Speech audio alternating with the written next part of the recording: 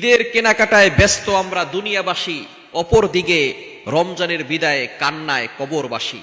অর্থাৎ যখনই রমজান শেষ হয়ে যাবে, এখন রমজান আছে, রমজানের কারণে রমজানের বরকতে আল্লাহ তাআলা জাহান্নামের দরজাগুলো বন্ধ করে দিয়েছেন, জান্নাতের দরজাগুলো খুলে দিয়েছেন। যখন ঈদের চাঁদ উঠে যাবে, সাথে সাথে সেই দরজাগুলো আবারও জাহান্নামের দরজা ওপেন করে দেওয়া হবে, এবং যারা আল্লাহর সাথে নাফরমানি করেছিল দুনিয়ায়, আল্লাহ পাক রব্বুল আলামিন তাদের কবরের ভিতরে শাস্তি দিবেন। সুতরাং তারা আবারও কান্নায় ভেঙে পড়ছে। আমরা ঈদের কেনাকাটা নিয়ে ব্যস্ত হয়ে পড়েছি। যাদের মা বাবা দুনিয়া থেকে বিদায় নিয়েছে, তাদের জন্য দোয়া করেন। রমজানে দোয়া করলে দোয়া কবুল হয়। তাদের জন্য সদাকা করেন, ডোনেশন করেন, তাদের জন্য ভালো কাজ করেন এবং সদকায়ে জারিয়া হিসেবে কিছু করেন, তাদের জন্য দোয়া করেন।